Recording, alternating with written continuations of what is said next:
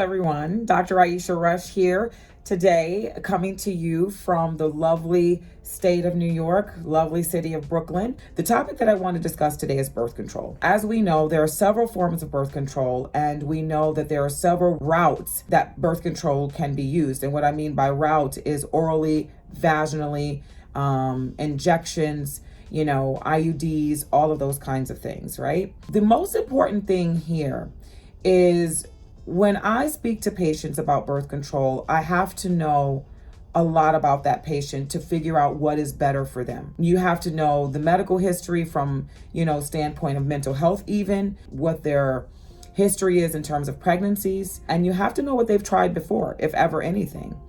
But you also have to know about their lifestyle and their social situation. And the reason for that is because if you have a woman who is going to be very busy, doesn't really have a schedule where she's on top of that schedule, but has a lot of things competing for her time, then we know that labor intensive birth control, such as taking a pill every day, is probably not something that's going to be helpful for her. When patients don't have that birth control that works for them, they often discontinue it, and this leads to unintended pregnancies. We all know that there's the age-old birth control pill. This is something that you have to take every day, and I tell patients you typically need to take it at around the same time. Part of that has to do with the fact that you're keeping hormone levels at a steady state, at a certain state, or level, I should say, and we're not wanting that level to change, because when it does, your body can take over, and then you can ovulate in the short period of time of even 12 hours of missing a pill. So it's really important to take a pill every day at the same time. Now, there are different formulations of pills. There are ones that are progesterone only. There are ones, that have both progesterone and estrogen in them. And so also, depending on, again, a patient's medical history, not all pills are created equal.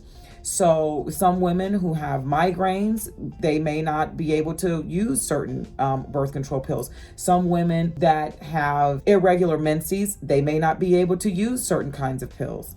Some women who have heavy periods, they may need a particular type of pill. So there are a lot of different nuances to finding out what is going to work for the patient. Moving on from the birth control pill, then there's Depo-Provera. A lot of women are fearful of Depo-Provera because they're fearful of gaining weight. We do know that over the course of use of Depo-Provera, there can be weight gain. But why does that happen? Well, progesterone is the component of Depo-Provera. And progesterone, the way that it interacts in your body is it's usually the hormone that is the highest when a woman is pregnant. Sometimes that stimulates the appetite.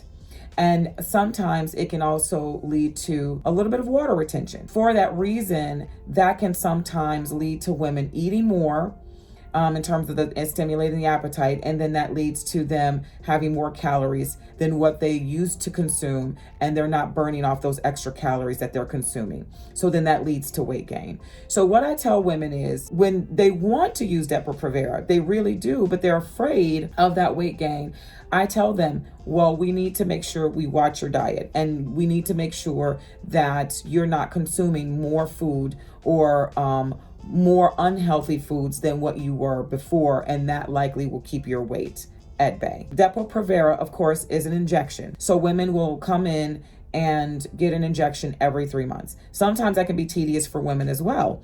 So they don't want to have to come into their doctor every 3 months. And that may therefore not be the right birth control for them. We also have the patch, which has the estrogen and progesterone formulation. But I also, again, have to make sure that the patient is the proper patient for the patch, because patients sometimes over 200 pounds, the patch may not work as well for. And so we have to be careful about that. There is a patch that came out that can accommodate a little higher weight than the first one that came out years ago. But still in all, when we're talking about somebody that could be 250 pounds, that still may not be the right option for them because of the weight issue. And because the decreased the potential decreased efficacy of that birth control option. There's condoms and spermicides. So condoms work well when they do work. The way that when they're used appropriately as well. The way that women are able to use a condom to help with family planning is using it with spermicide, and that can increase the efficacy of that method as a family planning option. But at the same time, I want women to also understand that condoms need to be used in order to not contract sexually transmitted diseases or infections. Number one, it's a barrier method, is what it's called in terms of the contraceptive portion of it. But it is also very, very important for women to use condoms when they are out here with people that are, that are not consistent partners. And or if they have a consistent partner, but that partner is not consistent themselves. And this is an effort to decrease their chances of infections. The other option, of course, can be the vaginal ring. NuvaRing is what most people know it as. And this is a ring that's put inside the vagina up and around the cervix. It stays there for 3 weeks. It also is an estrogen and progesterone containing method. And after 3 weeks, at the end of that third week, you take the ring out and you have a period. Now, some women like to cycle their birth control, meaning that they like to not have a period. So when they're cycling things like the pills or cycling things like the ring, they'll put the ring, another ring back in right after the end of that third week. And then eventually what we tell patients to do is, if they're decreasing or trying to decrease the number of periods they have for whatever reason, and some of these reasons could be medical, then they have to have a period at least every, 3 months or so. Basically having a period 4 times a year. And with pills, the way that women end up cycling those is they just don't take the placebo pills, the last week of the pills, they just go back into a new pack. There's also NEXPLANON, which is a rod that's progesterone only that goes in the arm. And that can stay in for 3 years. I believe that they may have even been talking about this lasting for 5. And some women like that because they don't have to worry about it. It sits superficially, so you can always check it to see if it's there. If it's inserted appropriately, it will be right up underneath the skin and you can feel it. Women like this because it's hands off.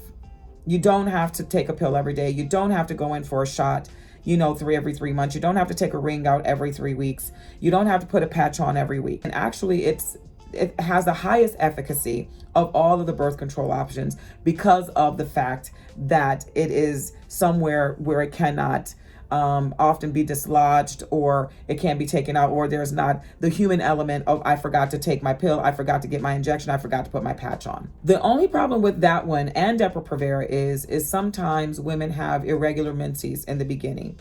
And many people don't tell them about that. They don't tell them that their periods can be irregular. And then it becomes distressing for the patient. The patient is, like, oh my God, why am I bleeding again? And so I often tell women using both those methods of birth control, if you can get through those initial 3 months, oftentimes many women will end up having no periods at all, which sometimes is a plus for some women.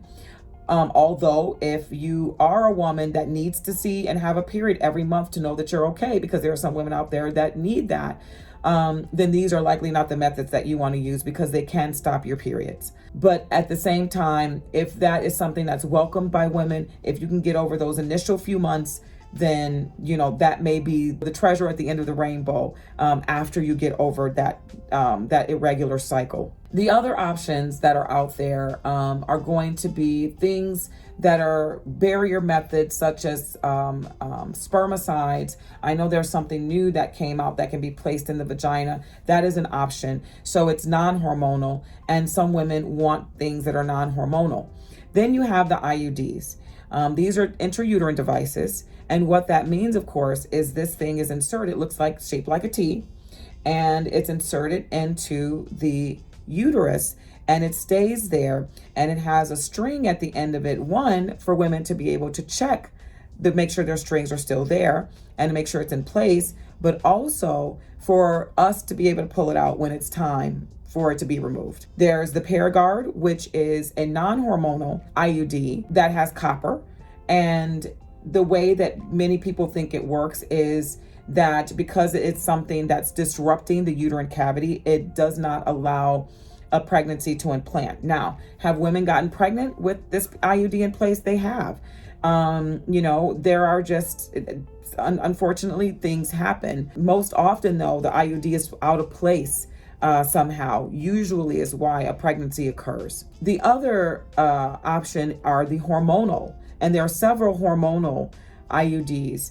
And this is another thing, because they only contain progesterone, they can make the periods irregular in the beginning. So if women can get past, like I said, those first few months of irregular periods, the treasure at the end of the rainbow is that they will not have periods if that is something that they desire. That really covers a significant number of the birth control options out there. I think that it's really important when you go to speak to your doctor about birth control or contraception that you talk about what your life is like and how much involvement or not wanting to be involved with the birth control you like, because that is going to give us the opportunity to be able to suggest something to you that is going to work for your lifestyle and something that is going to work for you from a medical standpoint, and also something that you're likely going to end up continuing with because it's easy for you to use it. When it's not easy for patients to use these things and they become more of a burden rather than a help, then that is when they discontinue them. So I hope this was helpful. And again, like and subscribe so you can hear more about these wonderful topics in obstetrics and gynecology.